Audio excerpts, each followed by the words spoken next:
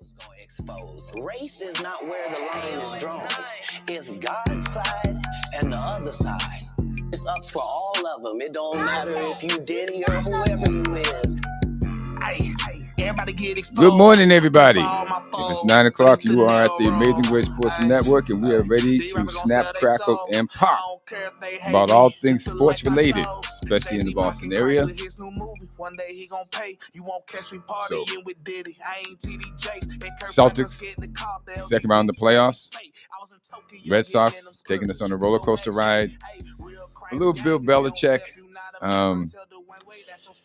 Well, we got to throw something in there because of that interview. But we'll get back to that. And, well, you can call in at 844-249-5247, 844-249-5247, and join in on any of the topics. Or you can tell us something we don't know. We always appreciate that, too. Something that we're not covering that's relevant to sports, like underwater sea diving, maybe.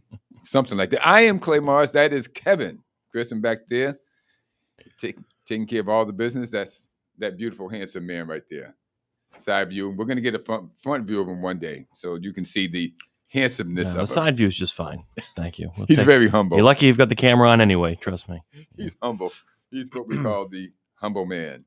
Okay, we're going to start off. I said 844-249-5247. And you can follow us on Restream. You can follow us on YouTube. You can follow us on Gab, I believe it is. You can follow us on X. We're on almost every platform, but we are on a lot of platforms. And if you want to follow us, you can and leave a comment, like, subscribe. Just mostly leave comments. We just want to read what you have to say, hear what you have to say. Just that's the most important thing. Make your voice heard. Let us know you're there, and so that we can communicate with you. So let's get right down to prayer. We have a prayer for today. And, of course, we are using the Prayer for Victory in Spiritual Warfare book by Dr. Tony Evans. And let's get to it. We're in chapter 4, the authority of Christ. Lord, help me to wear the shoes of peace. Let these shoes lead me down a path you have designed especially for me. You have created this path for me and given me the authority in Christ to overcome all opposition. I praise you and I thank you for your attention and your care. In Jesus' name, amen. Nice, short, and sweet. There you go. And I need the shoes of peace. After watching the Red Sox, after watching what Cleveland does in the draft, we all need shoes of peace just to bring us back to sanity. It's hard to imagine these guys doing some of the things they do. But let's get to today in history. Today in history. Ladies and gentlemen, on May 3rd, 1941, the 67th Kentucky Derby was run, and Eddie Acaro aboard Whirlaway won the race and went on for a successful Triple Crown endeavor, which means he won the Belmont and then the Preakness. So he would win the Triple Crown on Whirlaway. And May 3rd is actually a popular day to run the Derby. My question to you is, how many Kentucky Derbies have been run on May 3rd? We know the answer, but if you know the answer, we'll send you T-shirts, posters, mugs, water bottles. Let us know what you want. And our second question for today in history, Kevin, you handle this. This is more modern. I take the old stuff. You take the young stuff.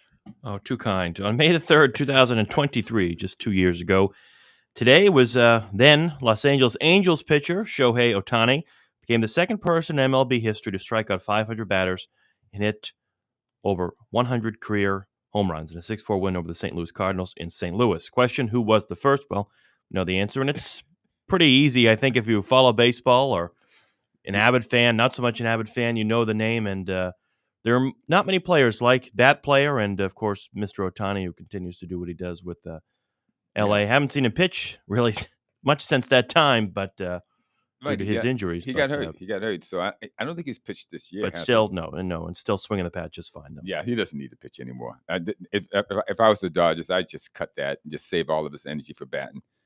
The guy's phenomenal. So he's done what he needs to do. If you need to bring him in for a spot relief or something in a tight situation, then do so. Just keep him active and limber, but no, don't use him as a pitcher anymore. Okay, speaking of baseball, I want to get into, well, just how bad the Red Sox have stunk. Okay, and okay, but over the last 2 weeks, they've gone 5-5, and just pulling. But then again, I looked at the Yankees; they went 5-5, and everybody in the East is pretty much just flaming the place by just burning it out. They're not showing any type of get up and go, and so we're stuck with that. But before that, before I go into the baseball thing, I want to, because it's a never-ending subject, I want you guys to listen to this. This was on Jason Whitlock concerning Bill Belichick and the interview that brought his relationship with Jordan Hudson into the light. All about this interview where Jordan Hudson was pretty talkative and appeared like she was controlling Bill Belichick. And I saw there's a New York Post story that came out yesterday about the $8 million real estate portfolio that Jordan Hudson has put together since meeting Bill Belichick. And Bill Belichick saying they met in 2021, that's 4 years ago, and that makes her 20 at that time. And he met a 20-year-old on a plane. And by 2023, she started acquiring real estate property that the New York Post is estimating now is like $8 million. I don't know if Jordan Hudson is an escort, a pro. I do know she's a woman. She's a young woman that is taking advantage of a 73-year-old man who's in a full-blown life crisis because of his failure with dealing with the aftermath of Tom Brady leaving the New England Patriots.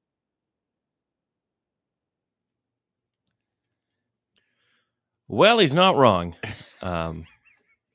He's certainly not wrong with that. Somebody lobbed him that one, but he's the first guy who's come out with the $8 million portfolio. We all knew there was something else more to this than, the professional muse or secretary or whatever. Are you saying she didn't fall in love with Bill Belichick because of his great personality and smile? Is that $8 million? Yeah. I'm just thinking how many properties you have to buy in order to accumulate $8 million worth of property. Well, I mean, everything's inflated these days, but still, it takes a little work to work up to an $8 million portfolio. It certainly does. And, well, she's had time. There's no doubt about it. And it's only 3 years. Yeah, it's been a long 3 years, clearly. It's been a good 3 years for her, I guess, with that type of money. But obviously she's a problem. And if anyone watched that interview, I don't think it appeared that she was controlling him or whatever the term was Mr. Jason Whitlock said. She was. I mean, she was. And I think she's going to continue to be a problem for Bill Belichick in his new college coaching career. Oh, it's going to get worse. It's going to get much, much worse for Bill. And you got to feel bad for him, though. I can't feel bad for the guy. I know. I mean, this guy, the Nick Mankins, when he traded away Mankins, okay? Nobody would really begrudge Bill for trading these guys away as they got older and their skills were diminishing. But he wouldn't pay them any money when they were good. Right. That was the problem. If you had to give them a good contract while they were good, everyone feels better about it. But you would needle them down. You would thumb them down. And then, after not paying them anything, then get rid of them. And who knows what you were doing with the money. But it's quite irresponsible. As we can see, Jordan Hudson's taking advantage of that because she is $8 million into a portfolio of real estate, and none of it's her money, but it's all in her name. Well, it's only a 49-year age difference. Which is just stunning to me. That's not much. But Bill Belichick is defending his new gal and saying he was surprised when unrelated topics were introduced and repeatedly expressed to the reporter and the producers that I preferred to keep the conversation centered on the book. After this occurred several times, Jordan, with whom I share a personal and professional relationship with, stepped in to reiterate the point to help refocus the discussion. Refocus it. Refocus the discussion. $8 million worth of refocusing right there, ladies and gentlemen. Well, there's always creative ways of making money. I guess so. But do you put a prediction on how long this relationship is going to last, Clay? Is it going to last as long as his UNC career? Well, I think that's the more important question. I think us sports fans are going to wait and see what happens with his time in UNC. I don't expect him to be there very long. At 73 years old, I mean, I don't even know why go there in the first place. Go and enjoy your retirement, Bill. I mean, you did what you did with the Patriots. I know it didn't end well, and Whitlock's right. He's still trying to figure out sort of where to navigate after Brady and everything. He thought it was maybe Mac Jones. That certainly didn't work out. What? And here he is now with UNC. And I don't think this is a sort of landing spot for him to then get back into the NFL. I don't think that's going to happen. No. I think we've seen the last of him in the NFL. Yeah. I think that much is certain. But I say maybe 2. Give me 2 at 3 at most years. What is he going to be coaching until he's 80 at UNC? I think he'll be gone by the second year, if not after the second year. So we'll see what happens. But this relationship, she's out there on the field and she's already taking control of things. I mean, off camera and on camera. So it's gonna reach a boiling point, and I think Bill's oblivious to what is going on around him as far as the buzz and the talk, and like anything else, he's gonna block it out until just like Kraft was forced to do, to take action, until somebody at UNC is gonna take action. And Bill, you need to just come clean, okay? You wrote this book, and here's the deal: you didn't mention Bob Kraft in it, not once. You worked with the guy 20-something years. He hired you and paid you pretty well for 20-something years, okay? And Bill, Tom Brady didn't leave. You forced him out the door for Cam Newton. You forced him out the door, okay? And you need to come clean and say all the foibles you did and get it out the way so you can move on. Other than that, you're going to be with 24-year-olds who are going to swindle you out of your money because you're looking for an excuse in a fantasy that doesn't exist. Mm-hmm. She also was instrumental in ending the UNC Hard Knocks program. Remember, Hard Knocks, the show on HBO, was going to come and profile Bill Belichick and UNC like they do in the NFL. And Jordan Hudson was upset that she would not be, this is of course reported, that not an executive producer in the show. And so that she made sure that program was ended. And then, of course, Bill Belichick and which I think is rather bizarre here. One of the most I think we've talked about here on the show before is asked to include Jordan on all email and all email exchanges, automatically CCing her on all emails related to UNC football and all sorts of other communications from the athletic department at UNC. Not a very long leash. No, certainly not a very long leash. Not a very long leash there, Bill. Okay, let's just cut to a commercial. Good luck to them. Then we'll come back and we'll get into the baseball things, because this is getting too depressing, and we have to say some about depression, energy for the Red Sox, to talk about the Red Sox. We'll get into that. We wish them well. We wish them well. Ladies and gentlemen, how would you like to feel better, stand straighter, and enjoy daily activities without pain? Then look no further than Karma Don Yoga.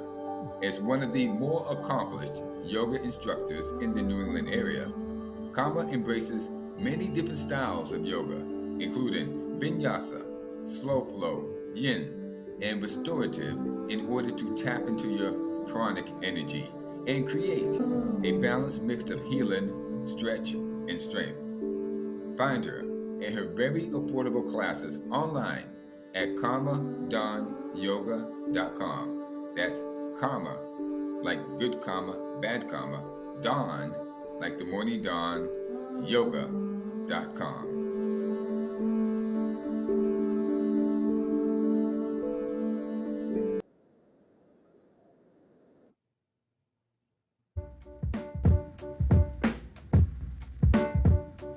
Hey, are you feeling a little achy or sore from the cold weather? Then take a visit to Dylan's Russian Steam Bath. At Dylan's Dry Sauna or Wet Steam Room, you can de-escalate, de-stress, and detox your body and mind. A hot place of massage or a variety of oil massages are available. You will enjoy the relaxed atmosphere that features a nutritious snack bar, large screen television, and comfortable lounge chairs to cool off in during your visit. They have 2 convenient locations, one in Chelsea and the other in Quincy. Find them online at Dillon's Russian Steam Bath or call 617-549-3484 for more information. To enjoy your best health, visit Dillon's Russian Steam Bath, where heat, steam, and water have a therapeutic effect.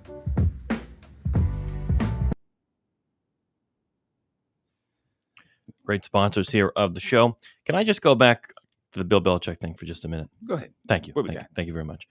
I came across this very interesting quote from Ted Johnson. Remember Ted Johnson, remember linebacker Teddy. with the Patriots, Yeah, three-time. He worked Teddy over while he was here too. Yeah, three-time Super Bowl champion with the New England Patriots. Obviously, a former player under Bill Belichick here with New England, and he was on a different network, a different radio show recently. And I want to read you this quote that he said, and I think it's very interesting. We talk about Logan Mankins and other players' perspectives under Bill Belichick. He said, "Quote." I hold college coaches, to a higher standard than I do NFL coaches when it comes to morally. They're supposed to be leaders of men, set a good example, that kind of thing, end quote. I think that's a fair point. And he goes on to say, quote, I'm surprised UNC never called the Atlanta Falcons on why they passed on hiring Bill Belichick. My feeling is that the Atlanta Falcons are kind of looking at UNC and going, you should have called us. I say all this to say I think the Tar Heels should consider firing Bill Belichick. They should consider letting him go at this point. It's a lot of money, and they're deep into it, obviously. They have preparation for next year, but you look at Bill Belichick, and you wonder if he's fit to coach an NFL team, let alone fit to coach a college team, which, again, I would put more onus on the character and personality and just overall character, if you will, of a college coach than I do a pro coach. I'm worried about Bill Belichick, just isn't fit to coach college kids, and UNC should consider cutting ties with Bill Belichick. That's the words of Ted Johnson, who was a former linebacker with the Patriots under Bill Belichick. Wow. I think he makes several key points in there, and I think a lot of people scratch their heads as to why the Falcons didn't end up hiring Bill Belichick. Yeah. And how much did Robert Kraft play a role with Arthur Blank? How much was there behind the scenes in that move? And would the Falcons have been anything different than they were? They brought in Raheem Morris instead, and they still didn't make the playoffs. Would they have done anything different with Bill Belichick? I'm not sure. Well, they wouldn't have this controversy about Jordan Hudson. We know that much. They would have avoided that. That's for sure. And this is crazy. But he's right in the fact that Clay, with coaching college players, you are supposed to set a certain different example. These guys have not seen the twists and turns of life as NFL guys do. Right. These guys are still college players. They're still impressionable. Yes, exactly right. And what is the example with your coach? Success or not? Bill Belichick or not? I'm not, obviously it's difficult to compare Bill Belichick to other normal routine college coaches, but still, this is what he signed up to do. Yeah. What does that say? What does that say? It's pretty bad. If you play for UNC, what are you looking at and saying, wow, is this what I need to be doing or should be aspiring to? Well, I doubt they can get somebody, if you're playing for UNC, I doubt you can get somebody who's 30 years younger than you. I really doubt that, but he is sending all the wrong messages in so many ways. So, yeah, I agree with Ted. There we go. All right, that's my last point I wanted to make. But let's talk about something more inspiring. More depressing. Maybe not. The state of the Boston Red Sox right now, who did win last night against the Minnesota Twins. They're back home at Fenway Park. They went 3-3, 5-5 in their last 10 games, and 3-3 on the last road trip against Cleveland and Toronto. Nonetheless, 18-16, the Red Sox do stand 2 games behind the Yankees in the American League East. And Clay, it feels like for the past, 3 or 4 years now, the Red Sox in this conversation, we've been standing here at this time in May, and hopefully won't be long, but for whatever reason, the mediocrity and the sort of 500 baseball the Red Sox have continued to play continues to be a mainstay with this organization. I think something has to be done with the organization's mental, and a couple of things have to change. You have to develop a new attitude. And I'm not sure that Rafael Devers or Jarren Duran fit into where they should be going with their attitude. Rafael Devers, he's a great personality, but he can't get around on the fastball anymore.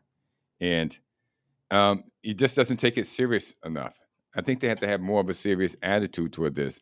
And I'm not sure I think Jarren Duran is a great athletic guy. I think he's a great player, but they need more of a disciplined approach, and I'm not sure that they can have that if they have either of those two guys around. That's my thoughts as far as how to change, the whole direction or personality, attitude, character of the team, because they seem to have enough good players, but they can't seem to get it together.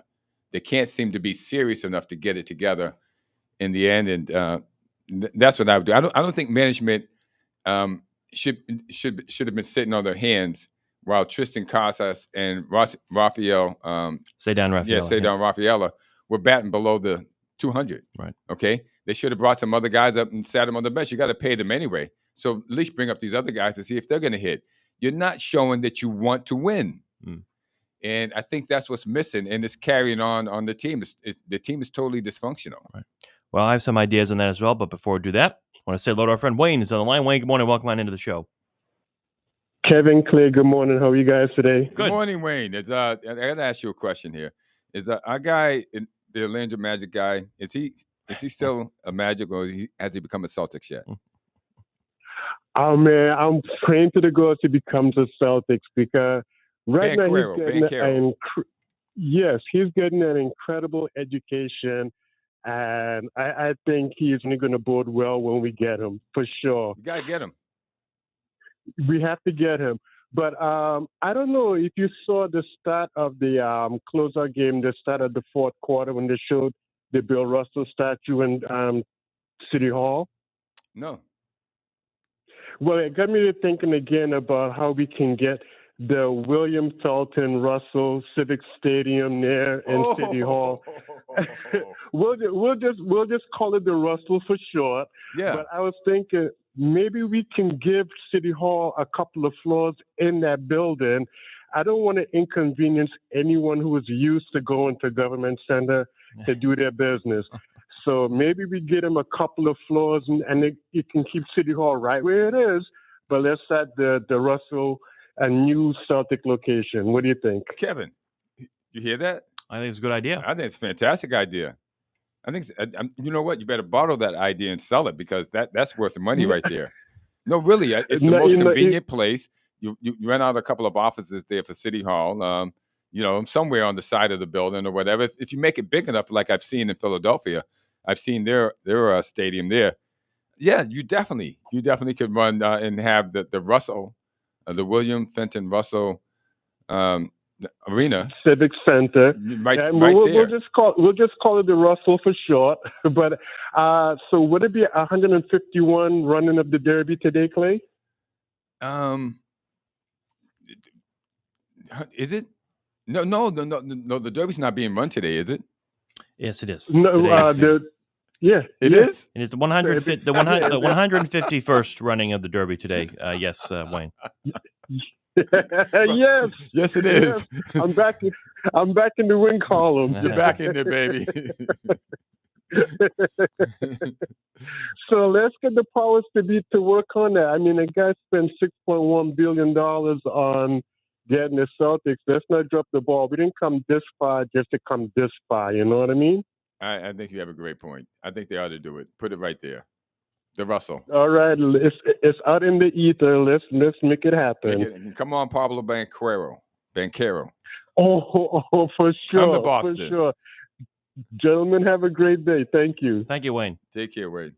So anyway, back to the Red Sox. What I would do in terms of to improve this team, and first of all, of course, we want to talk about the significant knee injury that Tristan Casas sustained in the game Friday against Minnesota after trying to run to first base to get it out, and of course, stretchered off the field. And he was safe. When you're stretchered off the field with a knee injury like that, you know he's going to be missing some long time. And we never want to see a player injured. There's no doubt about it. But with the way Tristan Casas has hit the ball this year, and I think the Red Sox were going to have to make some sort of move with Tristan Casas with the way he continued to scuffle offensively. And he just wasn't working for whatever reason this year. Me personally, I've never been a real fan of Tristan Casas, both on and off the field. I don't think he has developed into what the Red Sox need, and he missed significant time last year with a rib injury. Now with the knee injury here, he's not hitting the ball well. I don't think he adds much to your team. Not at hitting 162, Correct. So I think what the Red Sox need to do here, 182. we talked so many times in the show about Roman Anthony. And, in years prior, following this Red Sox team, I've never been a big proponent of calling someone up too early. I remember even as a young kid still, I was really saying Xander Bogaerts should not have come up when he did in 2013. I don't think there was a reason to. A few moments I was later. a big Stephen Drew fan, and remember they ended up, it was Will Middlebrooks at third. They ended up putting Bogaerts at third, and then obviously Xander became a shortstop. And it took Xander a little bit of time. He scuffled for a year or two to really come into his own. And I contributed to the fact that because he didn't really do much to contribute to the Red Sox winning the World Series that year. But I think my tune has changed a little bit looking at the current makeup. That team in 2013 is much different than this team now. And I think the Red Sox do deserve to give Ronan Anthony a shot here coming up. Definitely. The question is, where do you put him? And I know there have been several folks that have suggested, even before Tristan Casas got hurt, to call Roman Anthony up and play him at first base. Craig Breslow said, no, that's not happening. And the Red Sox have not made any preparations for that. He hasn't played one game yet at first base, and I think it would be difficult to sort of bring him up as a 20-year-old and put him there and try to place him there sort of in season. I think that would not be the best move. So that's not going to happen likely. We've seen Alex Cora change his mind before with the whole Devers and Bregman third base DH situation, so it's possible that could be, but I don't think it will be. So when we expect Roman Anthony to come up and play, it's going to be in the outfield. I don't think it's going to be first place. So the question is, what do you do at first base? I mean, you've got Romy Gonzalez there, who's the only player on the Red Sox team right now currently in the major leagues that has played any time at first base. I think Ref Snyder's played a few games there before. So then the question is, we've had this discussion here on the show before. Rafael Devers has been obviously the full-time designated hitter for the Red Sox. What do you do with Rafi Devers, and do you consider putting him at first base to free up some space on this team? I think that's a great idea. Put him at first base. Let's take Rafaela. I think he was hitting like 200. Yeah, I think get Anthony in there at his place. They're going to have to do something with Rafaela. I know he plays good defense. You just can't keep watching the guy. Yeah, I mean, come up and whiff, come up and whiff, come up and whiff. Yeah. You got to do something. Yeah, it got to be some urgency. And there has to be with this team offensively. I mean, the Red Sox for years kept Jackie Bradley Jr. and Jackie, it's sometimes most of the time scuffled the plate, but sometimes he'd come up in the clutch. He would go on a tear. In 2018, obviously with the Grand Slam, in 2016, he went on a 30-plus game hit streak. I mean, he would go on these tears. And we obviously haven't seen that from Rafael, and we're not expecting to see that from him. But we're expecting more than 206. But at the time of the Red Sox in 2018 with Jackie, there was no prospect ready to come up. Right. And take control. Part of the reason was because Dave Dombrowski really gutted the farm system, which at the time I agree with because they were in the win-now mode. Look what happened, they won a World Series. But anyway, there was no significant prospects like Roman Anthony waiting in the wings. Or Marcelo exactly, and Marcelo Meyer too. So with the way the Red Sox have played this year, if it's what Craig Breslow said and what ownership has said, that they would like to win and bring the Red Sox winning mentality back to Fenway Park, they need to do. I think they have signaled that they are going to do that with Crochet, with Bregman, with other pieces. But you have Roman Anthony. He deserves a shot. He's tearing the cover off the ball. Let's bring him up, put him in left field, move Duran to center, and I would consider demoting Ceddanne Rafaela for a little bit to see what happens and if he can come out of his slump. You move Devers to first base. Then you have the situation of what do you do with DH? Well, you have Yoshida that is going to come back. You move him to DH. And that is your team right there. That, in my opinion, is the best way the Red Sox can move forward and finally get out of this mediocrity, this mediocre slump that they can continue to find themselves in for 3 or 4 games. They go on a tear, look like nobody could beat them. And then they come back. It's 2 steps forward, 1 step back with this Red Sox team. It's like a dance. And it's been the exact same way for the past 3 to 4 years now. And if they want to get out of that, well, this is the move, in my opinion, they should be doing. I agree with that move. Also, I would tell Marcelo Meyer to stay ready. Stay ready, because I don't believe it's going to be long before Trevor Story goes out injured again. Let's hope not. I mean, I don't want to see Trevor Story. I don't want to see him go out, but he hasn't played full-time in 2 years. Yeah, I mean, it hasn't really worked out yet But due to injuries. So if he does, Mm. Mr. Meyer, be ready to come in. And then we'll have you, Mr. Campbell, you, Mr. Anthony, and we'll have a young nucleus of the team that's going to push these older guys to do even better. I don't think anybody can push Alex Bregman to do any better than he's doing. That guy, wow, that was a steal. Thank goodness, because I didn't think he was going to come here in the offseason. I thought he was definitely going to go either back to Houston or go to Detroit, and Greg Breslow was able to swing that deal, and thank goodness for that, because that was a great move that they were able to do. Unbelievable. So that's my sort of fix for the Red Sox offense right now. I do think that is the best move that they can make. Now, will Alex Cora and will Craig Breslow and will Rafael Devers, in fact, be amenable to that? And I don't really care at this point. If they want to win, they have to make some adjustments. Casas is likely going to be out for most, if not all, of the rest of the year with the significant knee injury. We'll see what the reports are from the medical team. Their interest should be what's the best interest of the team. I agree. To get the team to win. Now, at least you have Rafael Devers on the team. It's up to me. Rafael Devers is gone. We're bringing up Von Grissom or Nate Eaton. These guys are tearing the ball off the cover down there at AAA also. Right. So I'm all for a younger nucleus that's pushing with an older, you got Bregman. We're going to have, wow, gosh, you won't have too many older people out there. But anyway.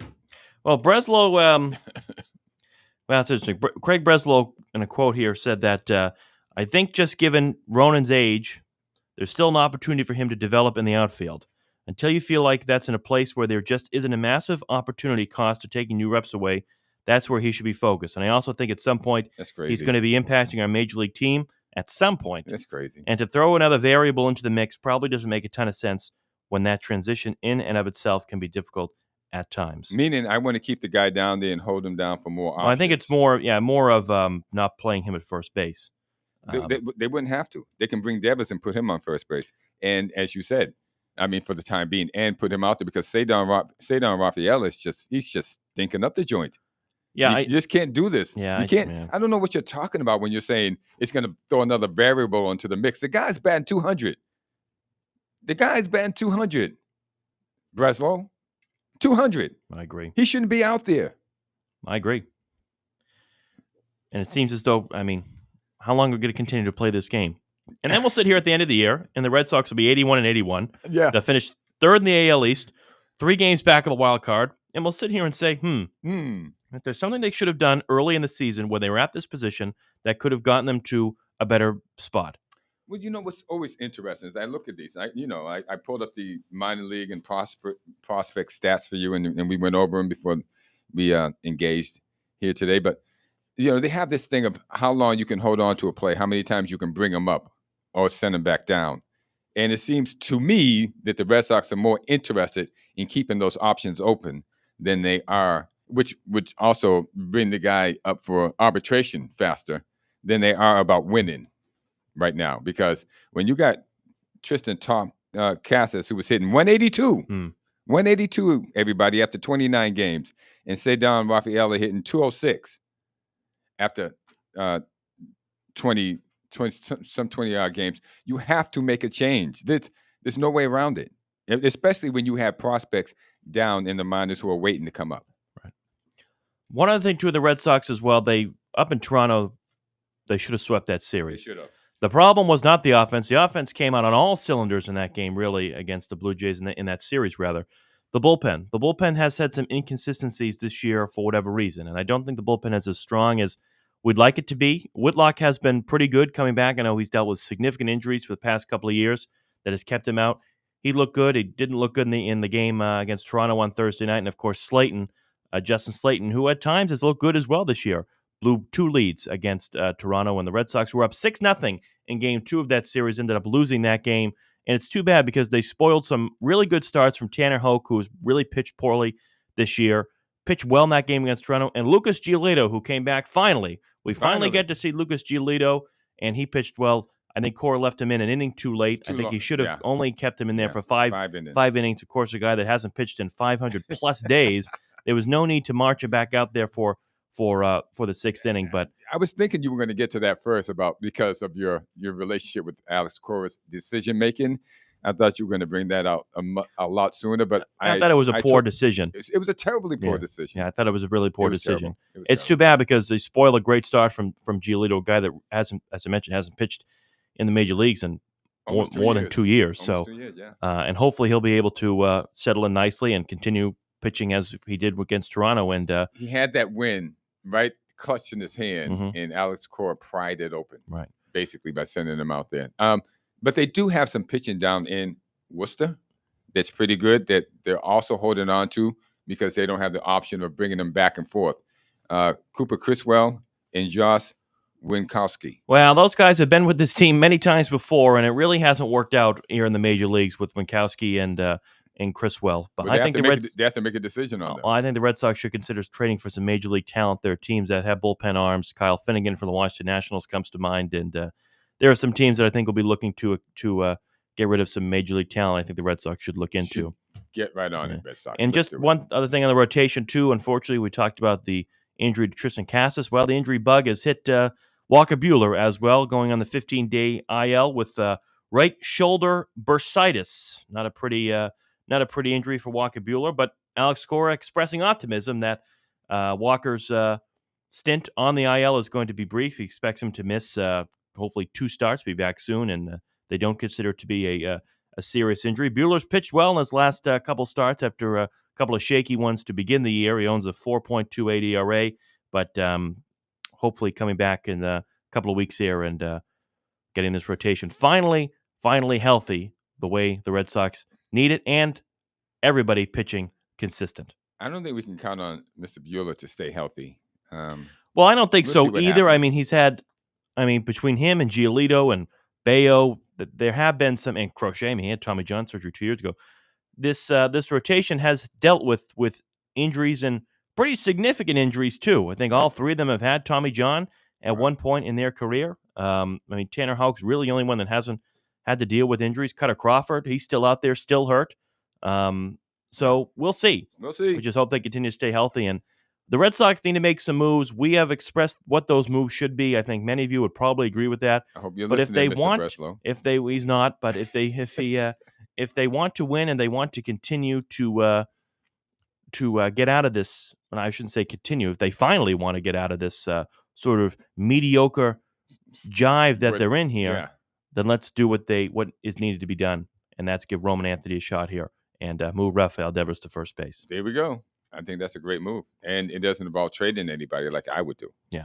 So Red Sox obviously back home at Fenway Park. They play against the Minnesota Twins in Game 2 of the series, 4:00 this afternoon. Hunter Dobbins is back with the rotation, actually replacing Walker Buehler. The Red Sox won 6-1 on Friday night. Game 3 tomorrow. Garrett Crochet back at the mound against Minnesota and the Minnesota Twins. These are teams that you should be taking care of. Minnesota 13-20 on the year. Not a good start. I think half of the wins have come from the Red Sox. For the Twins. Yeah, that's for sure. That's true. And then the Red Sox get ready to welcome the Texas Rangers to town next week. So we'll see. But let's talk about the Boston Celtics. Celtics obviously advancing to the Eastern Conference semifinals, defeating the Orlando Magic 4-1 in a series. Well, they had control over mostly, Clay. And this Knicks series is going to be very interesting. Knicks taking care of the Pistons as well in 6 games. I think, Clay, you had predicted the Pistons to win that series.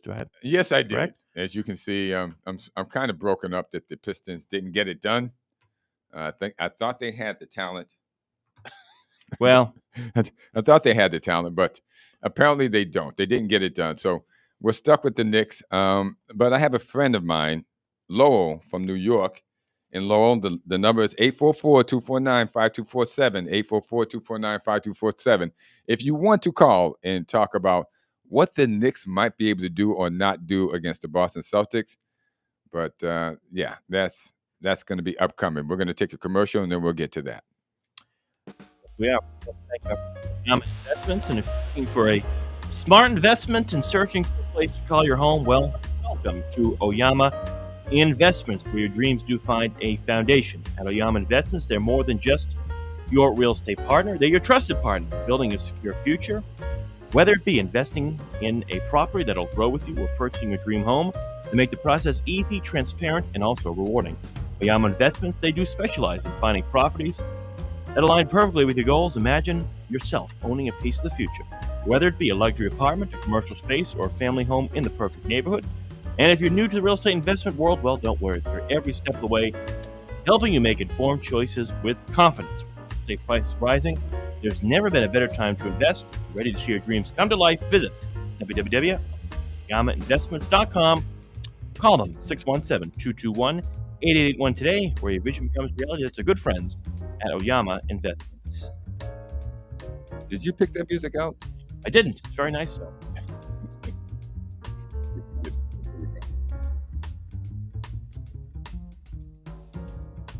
All right.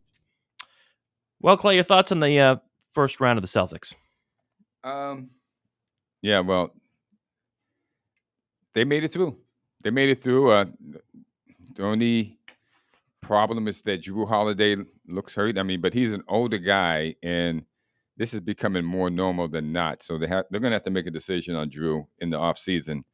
But if they get through this and they win the championship, they've got 2 chips, thanks to Drew Holiday, if he can come back healthy, because I don't see them winning all of it if Drew Holiday is not there to chip in and help them get there. They're going to need his help somewhere along the way, either this series or the next series. If they get past the Knicks to go against the Cavaliers, they're going to need Drew Holiday to help out on Donovan Mitchell. So they're going to need his services, and hopefully he'll be there. But other than that, I think they can get by the Knicks without Holiday. We'll see what happens. Well, really, not just Drew Holiday, but everybody. We really can't afford to have these guys sit out a game or two as they were in the Orlando Magic series going forward. We need everybody to contribute as they are. And the Celtics, good news about the Celtics is they've had the Knicks number really all year, 4-0 against the Knicks in the 4 games played.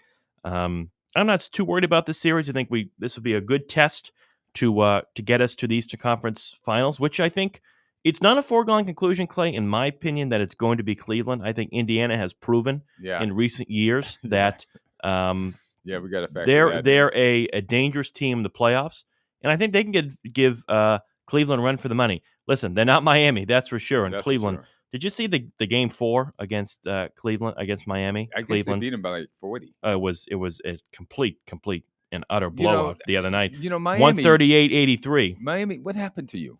I mean, when it comes to the Celtics, okay, you lose your mind, you bite us in the ankle, okay, you scratch and claw. I mean, you do everything dastardly. Another team comes in and just smacks you around, like, just with no respect, and you take it. Well, Eric Spoelstra said that really the Jimmy Butler saga had a significant impact mentally on and off the court for the Heat this year. Well, so take that, whatever you want. Which brings me to another thing. They have a Game 7. Yes, they do. Rockets surviving last night, winning in Golden State, going back to Houston, 7 games. It's been a really good series, I think. Now, but if Golden State loses this, what Jimmy's going to be there next year? Yeah.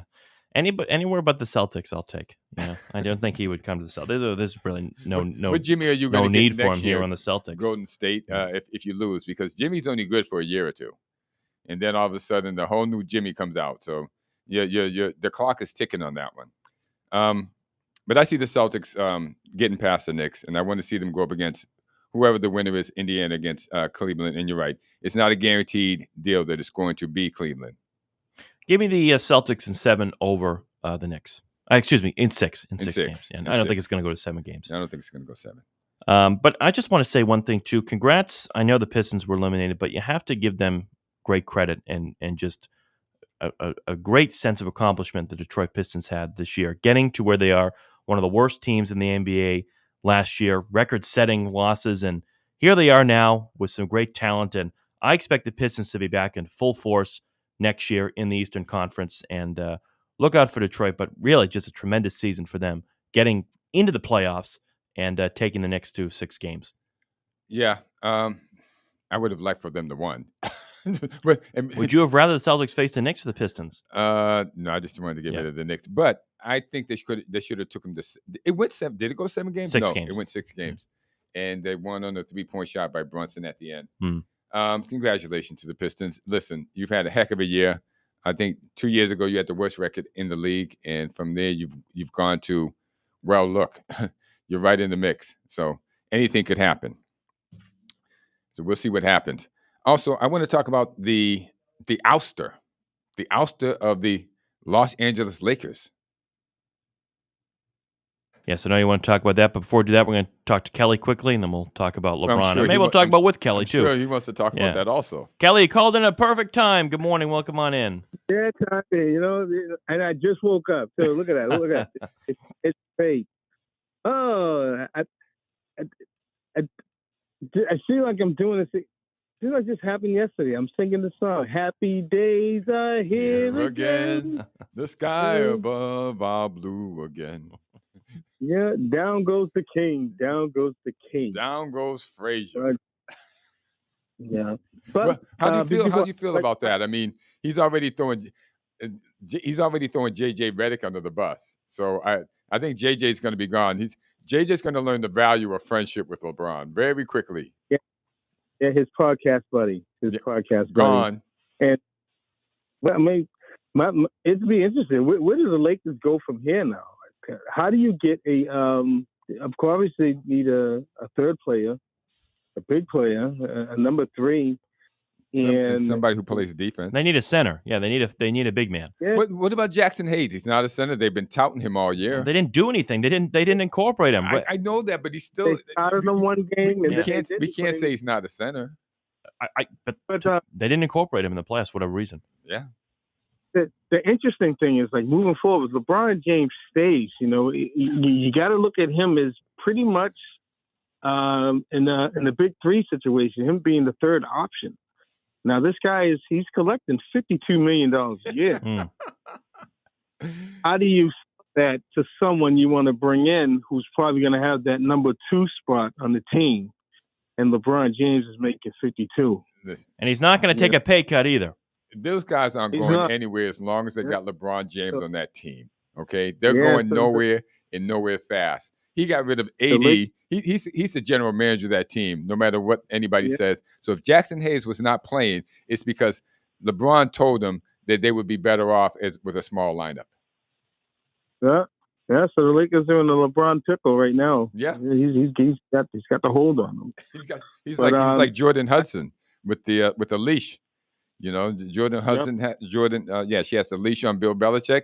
Well, LeBron has a leash on the Los Angeles Lakers, and a very short one. He chokes him whenever he feels like pulling on it hard. Well, JJ Redick came out and said that the Lakers need to be in, quote, championship shape next year.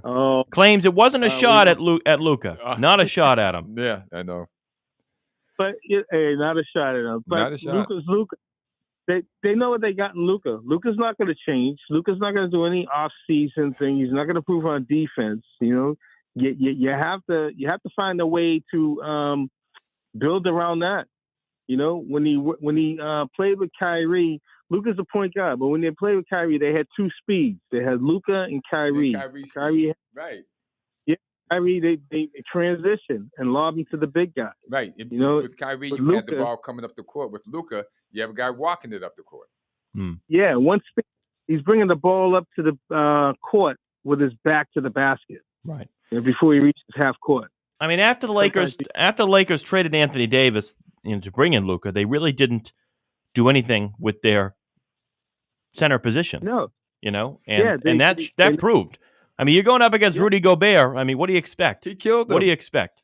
He killed him. Rudy Gobert turned into Wilt Chamberlain that night. Yeah. He had like 29 points and 24 rebounds. Yeah. So I wasn't surprised Minnesota beat them.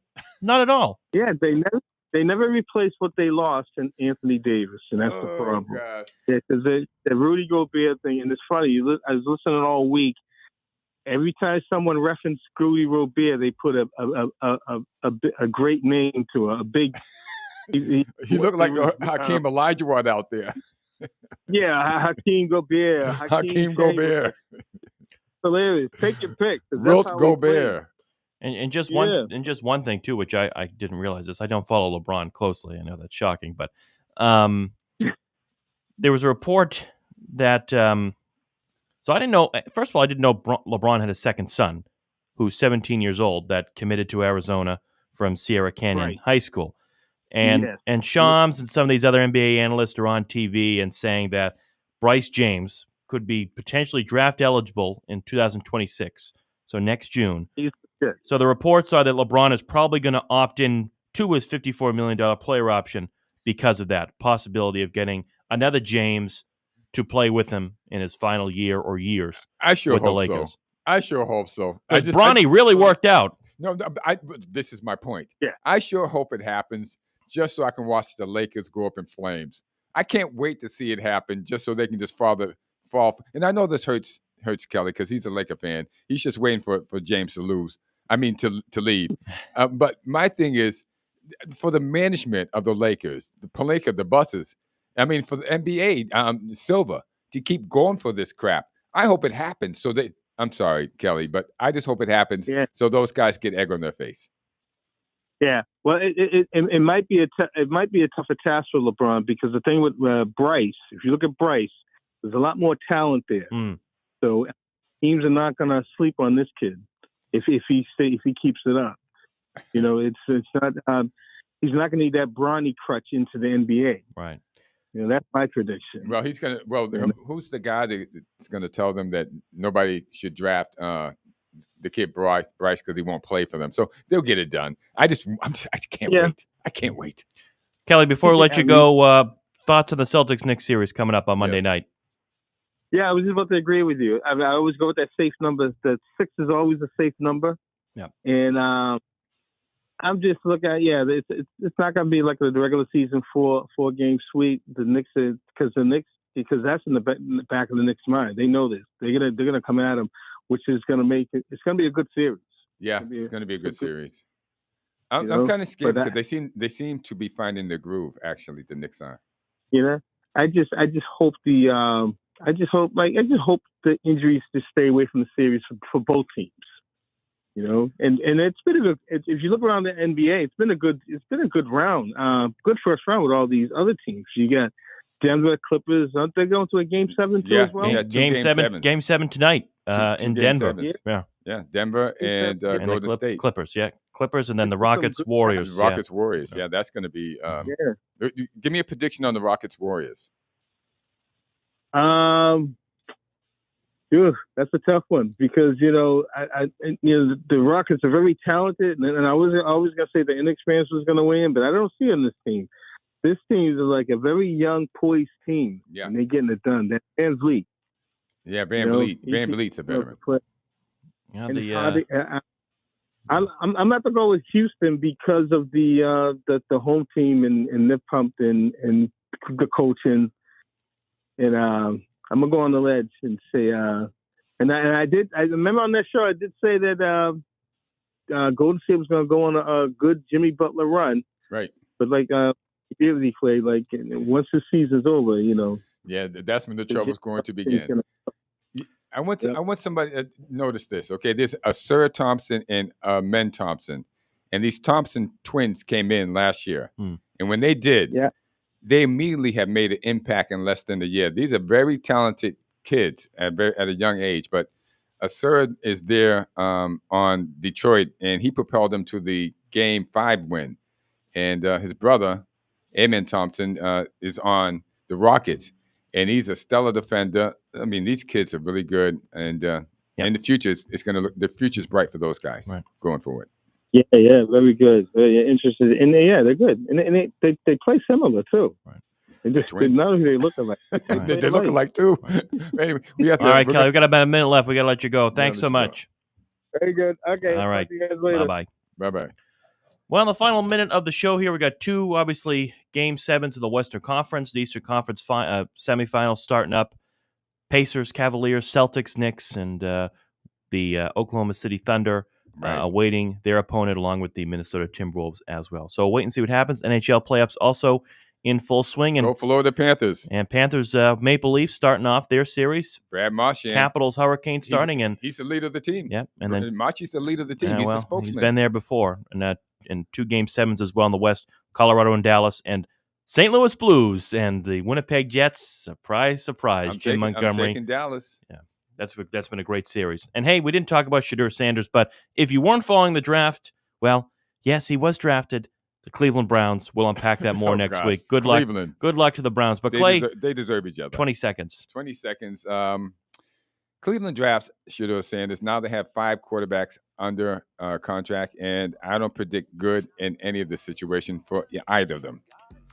There we go. Enjoy the weekend. Enjoy this great weather. Happy May to everybody. Happy May. See you next week. See you next week. Everybody get exposed. Pray for all my foes. Build your